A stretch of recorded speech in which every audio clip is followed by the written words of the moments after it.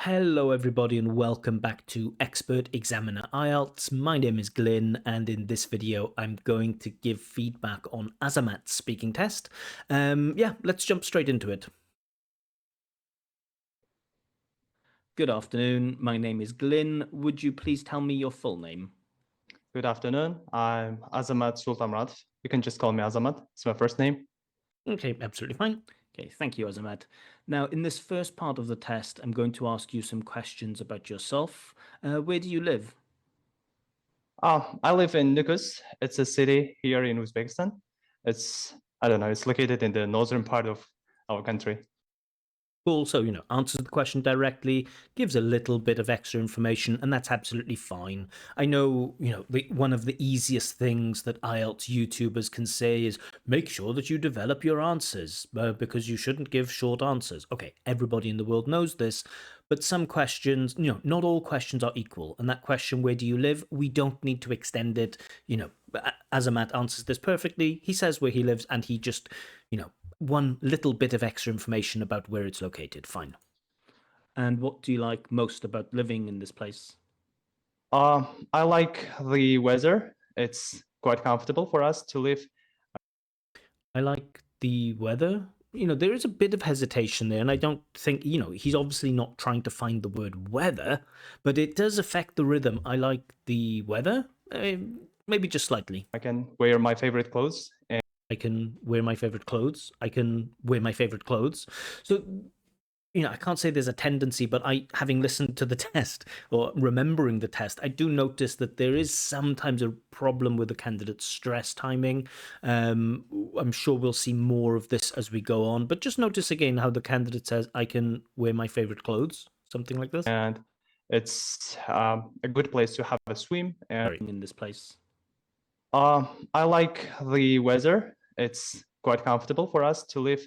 I can wear my favorite clothes. I can wear my favorite clothes. I can wear my favorite clothes. So it's like the chunking is a bit strange. The natural chunking is I can wear my favorite clothes. I can wear my favorite clothes. So I can wear. We don't want I can wear my favorite clothes. So the candidate does have some connected speech. He does chunk parts together, but sometimes there is this weird, just slight hesitation. And the only reason I'm commenting on this is because I know that the candidate is looking to get the highest mark in IELTS, right? He's aiming for that like band 9 overall, and so for speaking, he wants to get that high mark. And so I have to make sure that my feedback, it focuses on every kind of tiny detail. And it's a good place to have a swim and go to parks and other natural places. And go to parks and other natural places. So we have this, I've seen it now 3 times where we have like a bit of hesitation followed by quite rapid speech. So I can wear my favorite clothes. You can go to parks and other natural places. So the rhythm sounds a little bit odd. Yeah. And is there anything you don't like about this place? I don't like the public transport. Again, just a tiny pronunciation error. I don't like the public transport. So in that word public transport, those 2 words, public transport, the stress should be on transport, not public. Not I don't like the public transport, but I don't like the public transport. Just notice it again. It's very minor, but it is noticeable. You don't like about this place? I don't like the public transport. I don't like the public transport. I don't like the public transport. And it should be, I don't like the public transport. So again, this is stress timing, sentence stress, and there is an issue there. The system is quite old and we don't have enough buses. You have to wait for 20 or 30 minutes. Cool. All of this don't have the disappearance of this T, something we call accommodation. I don't like this T just disappears. Really good. Assimilation or accommodation? I forget. When you are in a rush. Yeah, that's a difficult thing that I don't like. Cool. When you are in a rush, nice skillful use of a natural phrase there. And would you like to continue living in this place in the future? Well, although I'm satisfied, Although I'm satisfied, again, that hesitation is noticeable. don't see myself living in Nukus in Cool. I don't see myself living. Cool. I really like this. See somebody doing something. Lovely construction. 10 or 15 years time. And I like this in 10 or 15 years' time. I love this expression. You know, in 10 or 15 years is fine, but in 10 or 15 years' time, that's very, I don't know if it's colloquial, it's very natural. I think that I will relocate to the States where I can start everything from zero, from scratch. Yeah. Yeah, we don't need both expressions. From zero is fine, from scratch is fine. Sometimes I notice that candidates who are aiming for the highest levels, they tend to use, like, they don't like using just one word. They want to use two words or two phrases to express the same meaning. That's not the most natural way of speaking. You know, oh, that place was huge and it was enormous. Okay, we don't really do that way. We don't really speak that way. I want to start from zero, you know, from scratch. It's like those two expressions mean the same thing. So we don't want to pile on this synonymy because it sounds a bit unnatural.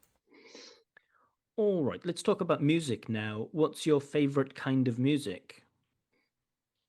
It's rap music. Yeah, I really like rap music. You know, when I was studying at school, there was it was a popular genre, and everyone Yeah, genre.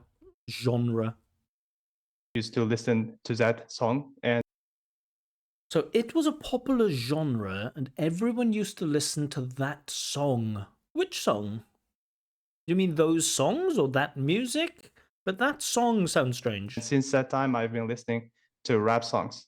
Okay, cool. Since that time, I've been listening present perfect continuous. Candidate all is already demonstrating a nice variety of grammar with simple and complex structures, and also the accuracy is great with the grammar. Grammatical accuracy, awesome so far. Yeah. And is there any kind of music that you don't like very much? I would say I don't like our traditional national music. Again, just notice a little bit hesitant, right? Just slightly. You don't like very much. I would say I don't like our traditional national music. It's played in specific sort of musical instruments called dutar. So it's played in certain specific musical instruments. I don't know. It's played. It's a weird type of phrasing that it's played. I mean, candidate uses passive. You know, maybe just use something simpler like, oh, this music contains or involves or includes some of these traditional classical instruments. And I don't like the sound of those musical instruments. And Well, I don't like the sound of something, and then those musical instruments, very nice. apart from that, I don't like classical music such as Beethoven or Bach or something. Yeah. Yeah, I don't know.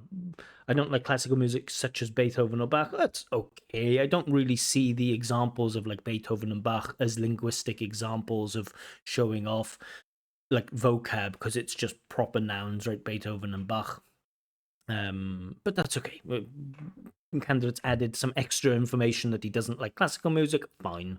You could, you know, the answer's already developed enough, so you don't need to extend it further, but I always prefer candidates who tell me why they don't like something rather than candidates just telling me they don't like something. So instead of saying, I don't like classical music, you can also say, oh, I find that classical music is actually quite pretentious and, you know, I just can't get into it. That would be a slightly better answer than saying I don't like classical music. But okay, we've already extended, we're okay. I say don't resonate with my mood or my vibe, I guess. Okay. How do you find? I like this resonate with, but it feels like it's just tagged on, it's just added on at the end of the answer.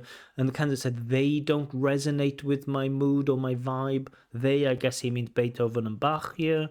But you know, Beethoven and Bach were just the examples of classical music, and surely, you know, it doesn't resonate with, or I don't resonate with this stuff.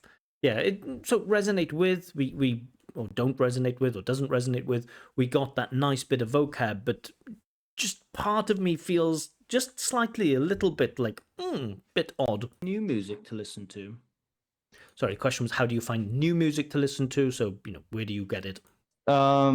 I just use YouTube, yeah, where I can find just where I can press the button music and A bit of a self-correction, but okay. Well, not even a self-correction, but a reformulation. I can find the latest hit songs. Let's just listen to this answer again. I just use YouTube, yeah, where I can find just where I can press the button music and I can find the latest hit songs. Yeah, hit songs a bit strange too. Usually just hits or the latest songs. And apart from that, I also use Spotify, where Okay, we have apart from that. We had apart from that right in the answer before, so just be careful that we're not repeating it too much. You know, repeating a discourse marker a couple of times is absolutely fine. Especially if they are the basic linkers like and so, but because repeating those is absolutely fine. But this apart from that, we just used it in the question before, and so you know you might want to think about saying something like in addition to that or on top of that. And another place I find my new music is blah blah blah. Maybe I can listen to the latest latest songs from my favorite musicians. yeah. Again, the rhythm, the reformulation is okay, no problem with the self-correction, but the rhythm of the speech is slightly off. Just listen again. I can listen to the latest hit songs. And apart from that, I also use Spotify, where I can listen to the latest latest songs from my favorite musicians. Yeah. Candidate, I've noticed this too. The candidate has a tendency at the end of the answers to say, "Yeah, yeah." I don't think that's a natural way of speaking. It just again, it feels that's how I would expect teachers, and Azamat is a teacher. That's how I would expect teachers who've done this exam many, many times to say like, "Yeah, that's it. Yeah, move on to the next one." It's not a natural way of speaking, so just take that out of your speech. Have the confidence that your answer is complete and then stop talking. We don't need to round it off with a "yeah" each time. Again, I really can't imagine it massively affecting your score, but sometimes when you're looking for the highest scores, we don't want to give the examiner any doubt about our speech, and sometimes little nervous ticks like at the end going yeah, yeah at the end of our answers, you know, sometimes that can leave maybe just a psychological negative impression on the examiner. The examiner might not even realize it, but they might just get the feeling that something is off, and that can, if the examiner is borderline, like between a 7 and an 8 or an 8 and a 9 with fluency and coherence, they might just remember something like there was something that felt like uncomfortable about the candidate's delivery. And so, you know, discomfort is something that we can break down, analyze, recognize, categorize, but discomfort can also be something like a vibe that we just feel. And so by saying yep at the end of your answers, potentially you're creating that slightly negative vibe. Let's talk about writing now. Do you find it easier to write by hand or to type on a computer? Honestly, I can't remember the last time I used a Cool. Can't remember the last time I used. Very nice. pen or pencil to write things down. I use it only when I'm signing somewhere. And again, we get then just that kind of small breakdown in rhythm. I use it only when I'm signing somewhere. Just notice.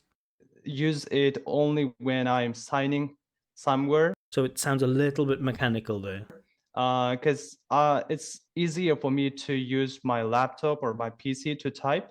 I think that is because I spend a lot of time in front of the computer. Cool, in front of the computer, very natural. I'm a teacher. I deliver online classes a lot. That's but deliver online classes. I see that sometimes written in like job adverts, like the role requires the teacher to deliver online classes in very cold, cold, public, heightened, formal English. Maybe deliver online classes or deliver classes online is okay, but in natural conversation, you know, if I'm speaking to somebody, I also work online, I teach online, I would never say I deliver online classes. That word deliver doesn't feel wholly appropriate. why it's better for me to type rather than write things by hand. Cool, love this rather than do something, very nice. How often do you type messages to your friends? Every day, about 2 or 3 hours I spent on social media. about 2 or 3 hours I spend on social media. You might think that that's unnatural word order, but it's absolutely fine here, right? Of course, the natural word order is somebody, subject, plus verb spends, plus duration, about 2 or 3 hours, plus then where or on something.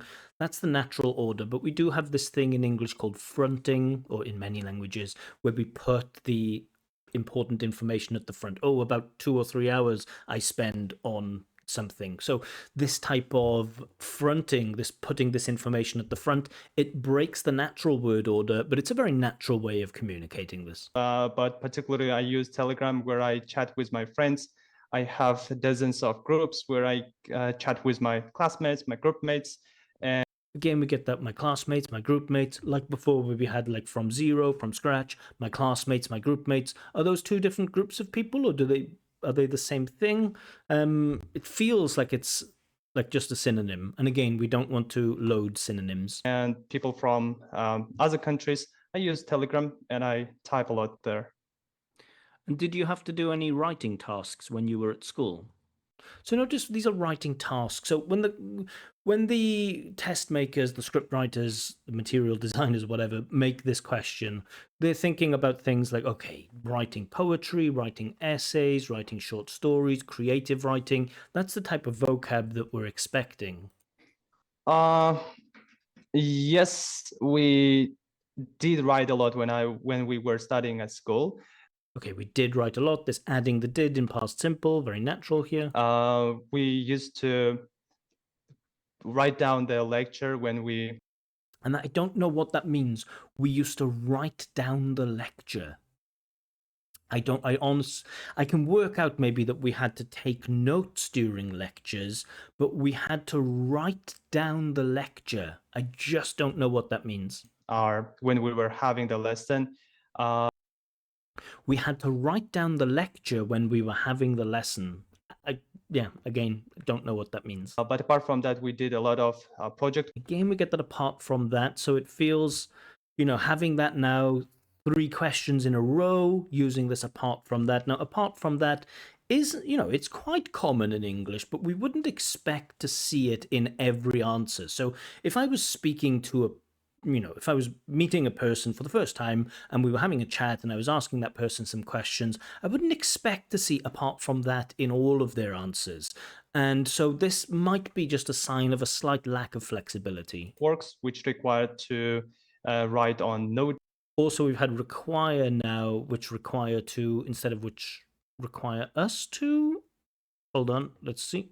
To write down the lecture when we were having the lesson. But apart from that, we did a lot of project works which required to write.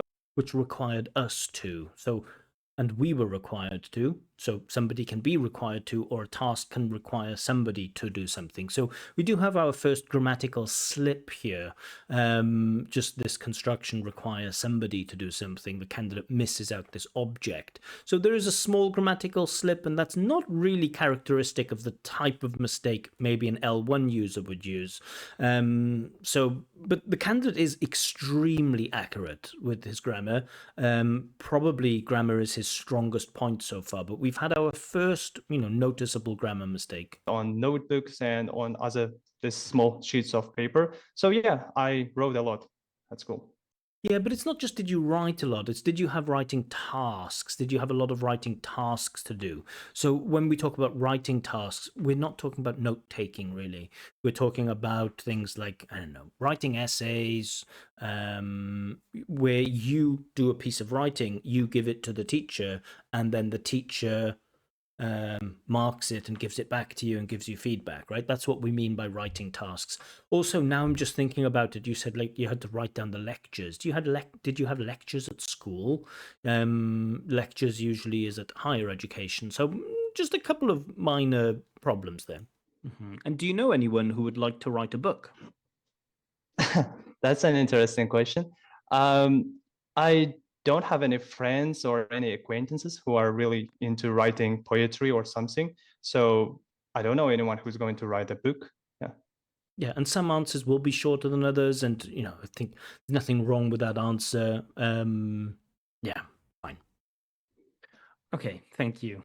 Right. So some comments on part one. We've been going for a while. So the candidate is, clearly the candidate knows English very, very well. His grammatical range is incredible. We get passives, we get actives, we get present time, we get past time, we get perfect, we get continuous, we get simple, we get perfect continuous, we get nice constructions with see somebody doing something and somebody to do something. So we do have a really, really nice variety of structures, and the accuracy is incredible with just one little slip where the candidate says it required to do something instead of it required us to do something. So on the grammar front, very, very strong. We're at like the highest level with grammar so far. Vocab is also super strong. I just don't like a couple of examples where the candidate was stacking synonyms where we didn't really need it. A couple of instances of like deliver lessons and writing down lectures. A couple of instances there where I thought, well, the vocab, it's a little bit off. In terms of topic development, candidate's okay. The candidate develops ideas reasonably well. With fluency, there is noticeable hesitation, and that kind of interferes with both fluency and with pronunciation, because for fluency we think about things like hesitation and self-correction, but with pronunciation we think about the rhythm of the speech. And so if you have a lot of hesitation, it's going to affect the rhythm of your speech too. Connectives were okay apart from, which we had loaded maybe 3 times, just noticeable that it was slightly overused. But okay, when we talk about fluency and coherence, the main issue, coherence is fine, the connectives are fine, but the fluency is slightly off. And in terms of pronunciation, which I think is probably the candidate's weakest part, still very strong, easy to understand the candidate. The candidate does show aspects of connected speech, great. The candidate does show some appropriate sentence stress, fine. But there are noticeable patches of speech where there is a lack of rhythm, and that will be, slightly problematic. But let's get into part 2. Let's see what the candidate needs to do. He has to talk about something useful that he has in his kitchen. Cool. Let's see how he does. Yes. Give your talk, and I will let you know when the time is up. Can you start speaking now, please?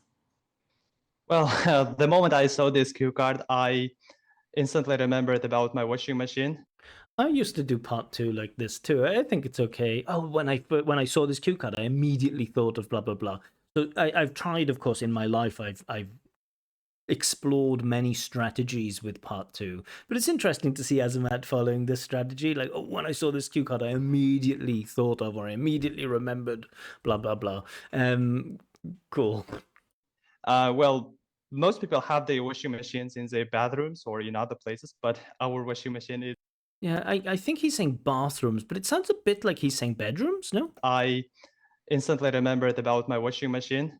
Well, most people have their washing machines in their bathrooms or In their bathrooms, So it's not clear to me that the candidate's saying bathroom. It sounds like it's somewhere in between bathroom and bedroom. Bathroom and bedroom. Let's listen just one more time. I instantly remembered about my washing machine. Well, most people have their washing machines in their bathrooms or in their bathrooms. So that sound doesn't really come through. We get the duh. So there is slight limitation in phonology there. in other places, but our washing machine is in the kitchen, and it's really useful machine. Useful. We do have that Uzbek problem where they find it difficult just to say things like useful, to connect that s with the f, useful, that they often want to add a syllable. Useful. It's noticeable. Our washing machine is in the kitchen, and it's really useful. Useful. Machine for us. We literally use it every day to wash our clothes. We bought it about 5 years ago, and prior to that, So we get prior to that, which I really like, the signposting language, but it is noticeable that the candidate does have to hesitate a little. And prior to that, we bought it about 5 years ago, And prior to that, we used our hands. We just did the laundry by hand, Laundry, not laundry. and it was a chore that no one in my family wanted to take the responsibility of. And No one wanted to take the responsibility for. So we get just a slight problem with the collocation there. So to take responsibility for something. because it required a lot of effort and time, and no one Again, we get that require. It required a lot of effort and time. Okay, we've used require, I think, 2 or 3 times. Let's just keep an eye on it. wanted to spend a lot of time on it. But after we bought this, hopefully our lives change it to the bright side. Let's Again, change it. Again, I've mentioned this many times. Even in my Telegram group, I made like a task for the lovely Uzbeks in my Telegram group, on my Telegram group, with this ed ending. For some reason, even after telling many people, explaining the pronunciation of this ed to many people, people still have issues with it, and that's a completely natural thing. It's never the case where somebody makes a mistake, the teacher says you should do it like this, and then the student forever never makes that mistake. That never ever happens. But notice the candidate said changed. This ed ending in English has 3 different pronunciations. Sometimes it's just a d, sometimes it's a t, and sometimes it's an id. It's a d in words like listened or changed. It's a t in words like washed or watched, and it's an id in words like wanted or decided. But the candidate says changed, and many people from Uzbekistan, when they have an ed ending, they pronounce it as id each time. So just notice again, candidate, how he says changed.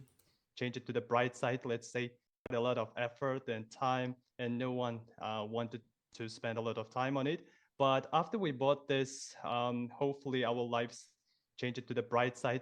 Change it to the bright side. Let's say, and we can just toss in our dirty clothes and have them freshly washed. And Can we get that? Clothes, not clothes. We can have them freshly washed. I love this is a passive causative structure to have something done. We can have them freshly washed. Also, the candidate does show good flexibility with adverbs here. Freshly washed. Yeah, I guess freshly here is an adverb of manner. Usually adverbs of manner come after verbs, but there is a tendency in English to put adverbs of manner before verbs in the passive. How do I know all of this stuff? Because I spent so many years studying grammar, so many years learning about my own language. So usually, you do something quickly, but something is quickly done. Do something quickly, but something is quickly done. We can have our freshly washed clothes or something like this. But yeah, causative, passive, and nice position of adverb. So there's a lot, the tiny little details that maybe many people don't see. There is a lot of good, skillful use of language here, especially with the grammar. dry it within just 20 or 30 minutes, as it doesn't take or doesn't require any effort. Again, we get this require. It doesn't take or it doesn't require any effort. Okay, requires used here. I just feel like maybe it's a favorite word of the candidate. One of those favorite words, like require. Just do we need it all the time? Require. Sometimes, we can. If we're talking about obligation, you have to do something, you need to do something. Just it can take 10 minutes is fine. We don't need to say it can require. I think the candidate does try to synonymize again. Let's see. Just 20 or 30 minutes, as it doesn't take or doesn't require any. Yeah, it doesn't take or it doesn't require. The first word, it doesn't take, is fine. Effort. You can just throw your clothes in this washing machine, press some buttons, and Throw your clothes. Again, we get that clothes. It's slight repetition of idea. Candidate used toss your clothes, and now he's repeating the idea to throw your clothes. So, there's a little bit of repetition of content. And you can do other things like gardening or cleaning the house, or you can just go to the shop and do your shopping. So I really love this. And one thing that I really like about my washing machine, it's absolutely quiet. Quiet. So there are 2 syllables there, quiet, but also absolutely quiet is not very precise. So we usually use absolutely before strong adjectives, right? Absolutely fantastic, absolutely wonderful, absolutely tiny, absolutely boiling. We don't really use absolutely before normal strength base adjectives. Like we don't say absolutely good, and we don't say absolutely small, and we don't say absolutely quiet. You know, maybe it's absolutely silent, maybe could be used. Silent feels a bit superlative. But yeah, absolutely quiet, just a bit odd. Absolutely quiet. As far as I know, there are some washing machines which make a lot of noise when during this washing cycle. Washing cycle, great, very precise vocab there. But ours is A nice use of hours. This is another piece of grammar that's often overlooked. These possessive pronouns. A lot of people are fine with possessive adjectives like my, your, his, her, its, our, their. But not everyone gets this like mine, yours, his, hers, its, ours, theirs. But ours is da da da da da. So it's a very tiny thing, but it's good. so quiet, and you can just Candidate does mispronounce quiet though. Again, it sounds like he's pronouncing it with one syllable, like quite, quiet, but it should be two, quiet. you can basically do your homework sitting next to this washing machine. That's why I really like it. And apart from that, it has Again, we get that apart from that, showing again maybe slight lack of flexibility. also different washing modes, such as eco mode or heavy wear. Cool. I love that he's going into detail of the different modes of the washing machine. This is very precise. And white clothes, and you can just select them according to the types of things that you are washing. Cool. Very accurate grammar. And I hope that in the future we will still be using our washing machine. So I know that this is a strategy of the candidate, adding on this like future continuous stuff at the end. I hope in the future we will still be using. It's slightly hacky, but it works. It's absolutely fine in context here. In general, I'm against all of this hacky stuff of like throwing in grammar and vocab because it requires a lot of skill to make it sound natural and to get the context right. But the candidate does get the context right here. It's fine, and it adds to that candidate's variety of grammar. We haven't had any Okay, problems. thank you. Okay, so again, comments on part 2, pretty much the same, right? Vocab amazing, but with some inappropriacies. Grammar amazing, accuracy amazing, range. The fluency and coherence, again, we have the same problems where there's just maybe a little bit too much hesitation, a little bit of synonymy, which is unneeded. And with pronunciation, again, exactly the same. A couple of mispronounced words and a little bit of a few instances where the rhythm breaks down a little bit. So pretty much the same as part 1. Candidate's doing a great job. Let's see how he does with part 3. All right, so you've been talking about this washing machine. Let's talk a bit about cooking now. Do most people in your country know how to cook? Yes, I would say every family or everyone, let's say just every woman in our country knows how to cook meals.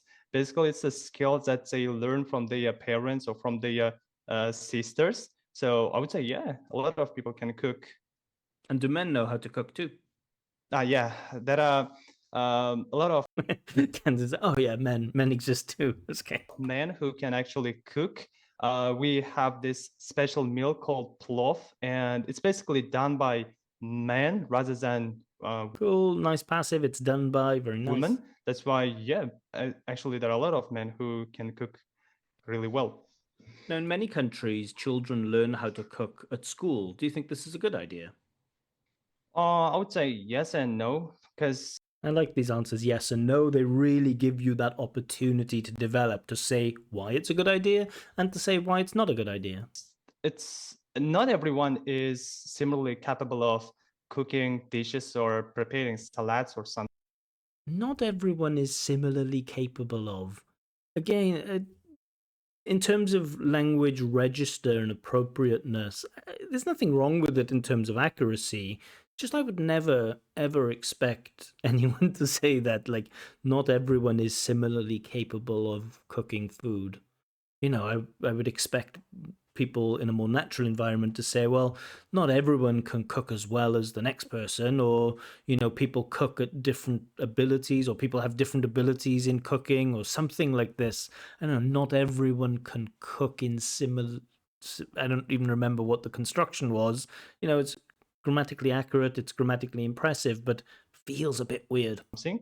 So for some people, especially for girls, it would be a useful skill in the future. And Again, we get that useful instead of useful. for those people who have a special interest in this field, it will be useful because they may use it as their professions in the future, but not for everyone. I don't love the topic development here. The idea of teaching kids to cook at school isn't, to help those people who are going to be chefs, right? Schools don't do that. Schools don't prepare their school students for future professions. They give people a rounded education and then later you specialize. So the point of teaching kids to cook at school isn't to prepare them to be chefs or cooks in the future. It's to give people life skills. And this is the debatable question is, should schools actually be there to teach kids some important life skills, or should schools simply focus on academic subjects? But anyway. Yeah, it's not necessary for everyone. Necessary, not necessary, but necessary. Yeah. And do you think being a cook or a chef is a difficult job? Well, I can't myself being a cook or I can't myself being, I know the candidate wants to use something I can't imagine myself being, or I can't see myself being, or I can't picture myself being, but that's not what comes out. The candidate just misses the verb, and that's an error. It's a difficult job. well, I can't myself being I can't myself being. So, one way to look at this is that this is a systematic error because there's no verb, there's no main verb, and every sentence must have a main verb. But no, candidate's clearly just forgotten the verb, but it is classed as a grammar error. a cook or chef, but I guess that is really difficult. You should have special talent to use spices, or you should be able to know these Should be able to, I really like. quantities, how to use them, and it requires a lot of skill And we're back to requires. We've had it quite a few times in the test. to use the temperature, as far as I know. And again, do we get this? It requires to use. Is that what we got? Now these quantities, how to use them, and it requires a lot of skill to use the It requires a lot of skill to use. Fine. temperature, as far as I know. And yeah, I would say it's really difficult. Okay, I think the candidate does quite a good job of explaining why it's difficult to be a cook or chef. Job. And do you think it could be a stressful job? In some cases, if you work for large restaurants or cafes, it would be a stressful job because there may be some guests, special guests who work for large organizations or companies, and you should be really careful when you are serving for them. Yeah. Yeah, remember chefs and cooks, they don't serve people, right? That's what the waiting staff does. It can put a lot of stress to you. Put a lot of stress on you. So again, we get that slightly incorrect preposition. And what advancements in kitchen technology have we seen in recent times?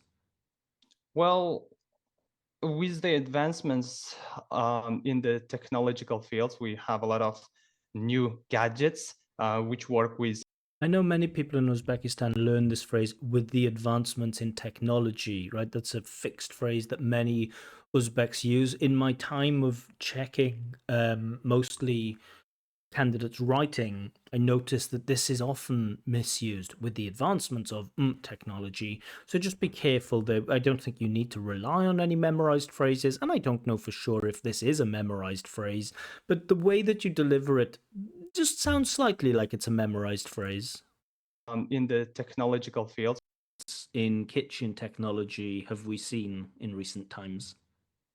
Well, with the advancements in the technological fields, we have a lot of new gadgets which work. Okay, but all of this is background, it's padding. Let's just get into the new devices that we have.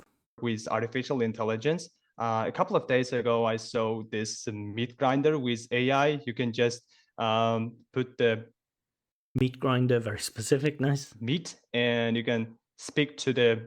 You can literally speak to that meat grinder. Love this use of literally, very nice. Like do this and do this. So, but apart from that, there are some fridges. And we get that apart from that, noticeably overused, I think. And other microwaves. So which were Yeah, I don't know. Fridges and microwaves, are they recent developments? I guess it depends on the country where you're from, and I guess it also depends on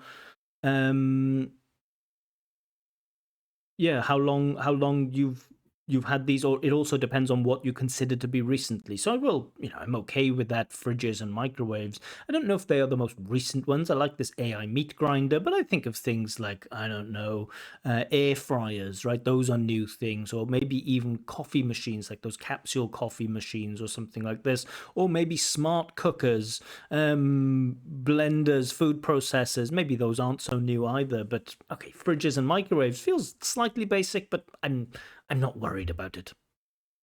Work with artificial intelligence, and I think that in the future everything will be controlled with this voice. Game will be controlled, so we get that controlled instead of controlled. Control it with this. Control it with this. With the and th sounds aren't really there, but that's okay. It doesn't create too many problems. Voice or AI. Let's move on and talk about eating then. How healthy are people's eating habits in your country? Well, I would say we basically have a healthy diet. So this type of hesitation is absolutely fine, because I can see that this hesitation is to find ideas and to prepare content, not to look for language. Are people's eating habits in your country? Well, I would say we basically have a healthy diet, because I know a lot of people who are running after organic meals. They Running after organic meals. Sounds odd to run after organic meals. Again, it may be just the candidate is trying hard to nail some vocab, to get some like colloquial natural vocab in. Your vocab level is fine. You don't need to try specially hard to use collocations that don't exist. There are no people who are running after organic meals. Just odd. Nobody speaks like that. Sorry. As a lot of people live in houses, they have front yards and backyards where they grow the organic fruit or vegetables, which they for which they do not use any fertilizers or chemicals. They use natural manure, and it's a part of their healthy diet. And apart from that, they try to stay away from. And it seems to have some internet connection problems. The audio is fine, but the video is just a bit weird. It feels a little bit niche, doesn't it, to say, most people have a healthy diet because they live in houses and they grow their own food, their own fruits and vegetables. I don't know if maybe that is true. Maybe in Uzbekistan or in the candidate's area. He's from this republic. I've forgotten the name of it. Sorry. Really sorry. Maybe it is true that most people there grow their own fruit and vegetables and they use organic stuff, and so it's healthy. Maybe. Eating fast food such as burgers or anything. That's why, yeah, people in my country basically lead a healthy lifestyle. And do you think it's important for people to have meals with other people? From as we as social species, Again, I think the candidate is looking for that bit of language that he's rehearsed, that he's memorized, right?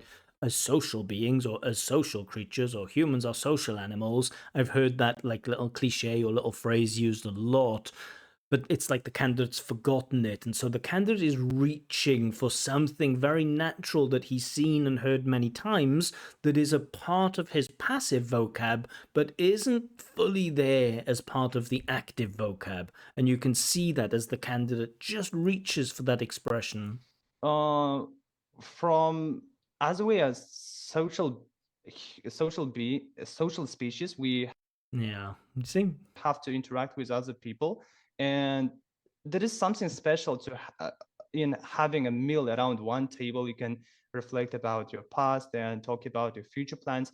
And from this viewpoint, it's really important to have meals with other people. But when it comes to comfort, it's better to have a meal alone. You can just watch something on YouTube and have your meals and coffee or tea. Yeah. Being candidates with that, yeah. Be careful with that. And do you think it would be a good idea if food was completely replaced by tablets or pills in the future? No, I don't think it's a good idea because yeah, I've read several articles where scientists claim that in the future people will not have any meals, they will have these tablets. But I think that it's not a good idea because Candidates say this tablet or these tablets? in the future people will not have any meals, they will have these tablets. But I think that Unclear. I think I'll give the candidate benefit of the doubt. it's not a good idea because it's there is something special of having this spoon and fork. There is something special of instead of there is something special in, or there is something special about. There's something special in having. There's something special about having. Both of those fine. Both of those are fine. There's something special of having. In the future people will not have any meals, they will have these tablets. But I think that it's not a good idea because it's there is something special of having this spoon and fork in your hands and having meal with bread. So I think that it's not a good idea to replace it with small tablets. Yeah. Yeah, so I don't know if that's full topic development there.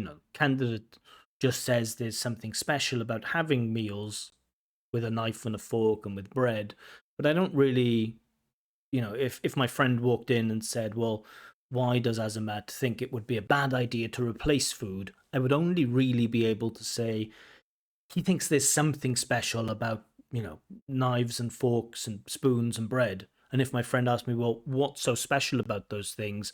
I wouldn't be able to tell my friend that thing. And so that's often the test that I give these candidates is like, how much of your idea do I absorb, and could I explain it fully to another person? And unfortunately, with this last answer, just, not quite. Okay, thank you. That is the end of the test. All right, so let's get into marks. The candidate's done well. The candidate obviously knows English very, very well. The candidate obviously knows IELTS very, very well. However, there are some little bits which are a bit unnatural that will stop him from getting like the absolute highest mark. So I'm going to go with maybe one. I'm going to go with grammar first because I think grammar was the candidate's strongest part. And there may have been a little mistake in there with an article towards the end, like have a meal instead of have a meal, but I wasn't sure. There was that one mistake with like require somebody to do something instead of require, or candidate says require to do something instead of require somebody to do something. But that's minimal, and I think over the course of the test, the candidate's range of accuracy is definitely at a band 9 level. And I know there are always people that tell me, like, no, he didn't use inversion or he didn't use past perfect continuous, so he can't get a band 9. No, there is enough variety in there for me for a band 9, and I think there is enough accuracy in there for a band 9 too. I wouldn't be surprised if an examiner gave band 8 for grammatical range and accuracy, but I'm slightly on the generous side sometimes. I think I'm always slightly on the generous side. I'm going to award band 9 for grammar because I think that's where I think there is enough in there. I could justify a band 9, and if I can justify it, then that's what I give. So let's put some comments there. So you have a wonderful, not much to say, a wonderful variety of grammatical structures, and almost all of your sentences are error-free. Don't think I need to write more. I think throughout the test, I commented a lot on the different grammatical constructions that were used. So grammar, absolutely fine, doing a great job at the band 9. The weakest area for me is probably the pronunciation, and I'm gonna give band 7 for that. So it's easy to understand almost everything that you say. in spite of a few instances of incorrect word stress, like necessary instead of necessary, or yeah, I think there were a couple of other examples. You do have some problems with the following, though, and that is sentence stress. Sometimes your language sounds a bit like this, sometimes. Not always, but sometimes. Sentence stress, ed endings, changed, controlled, used, userful. So you have that issue, and also a little bit with the sound, the few instances with those. Now, I do think, when you look at the actual wording for the band descriptors, we'll look at pronunciation, and the IELTS people, I guess, are lazy here, where they just like, okay, a band 7 means you have some of 8, which is here, and some of 6, which is here, right? That's how they determine the pronunciation. So it displays all the positive features of band 6. So can we say that the candidate has all of the positive features of band 6? A range of phonological features? Yes. Chunking is generally appropriate. I would agree, generally appropriate. Rhythm may be affected by a lack of stress timing. Yes, we know that's there. Some effective use of intonation and stress. Some effective, absolutely, can generally be understood throughout. Yes, so absolutely, we've nailed the 6. We have no problems with the 6. Now we're looking at band 8, and I say, okay, can I find some? Or if the candidate has all of the features of 8, great, he can have an 8. If the candidate has some of the positive features but not all, then it's going to go to a 7. Uses a wide range of phonological features, yes, to convey precise, at times, or subtle meaning, don't know. Can sustain appropriate rhythm. I don't think I can say that about the candidate. I don't think I could justify that yes, this candidate has sustained appropriate rhythm and flexible use of stress across long utterances.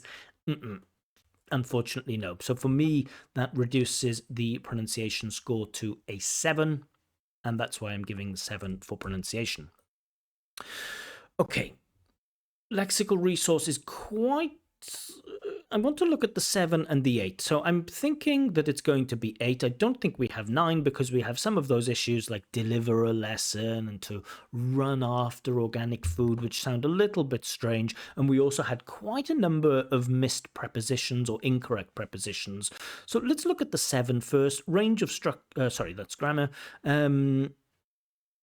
Let's have a look. So, resource flexibly used to discuss a variety of topics. Yes, the candidate can talk about a variety of topics comfortably. Some ability to use less common and idiomatic items. I wouldn't say it's just some ability. I think the candidate makes consistent use of less common and idiomatic items. I think it's skillful use. And so let's have a look at the 8. Wide resource, yes, readily and flexibly used.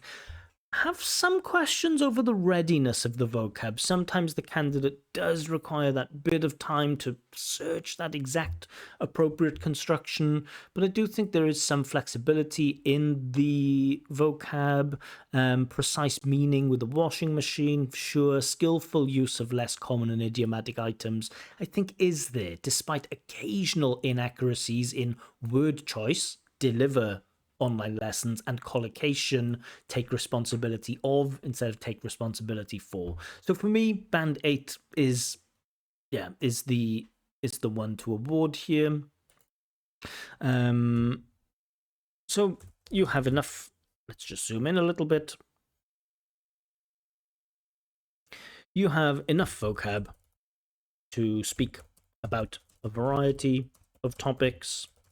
You also show some good use of less common vocab items. You do have occasional problems with word choice and dependent prepositions. Cool. 8. Fluency and coherence. So this is one where, I'm thinking Again, I want to look at the 7 and I want to look at the 8 before I make my final decision here. I definitely think the candidate's coherence is at an 8, probably. Let's have a look at 8 first of all. Is there anything that I disagree with here? Fluent with only very occasional repetition or self-correction. Can I say it's only very occasional? And I don't know if I can. I think it's like slightly, it's noticeable repetition and self-correction, maybe. Hesitation may occasionally be used to find words or grammar. And again, I don't know that, and again, it's this use of the word occasionally, which is subjective and it is open to the interpretation of the examiner. Hesitation occurs occasionally, versus band 7, which says some hesitation, repetition, or self correction may occur, often mid sentence. And I think with the candidate, there are often mid sentence hesitations. Flexible use of discourse markers, yes.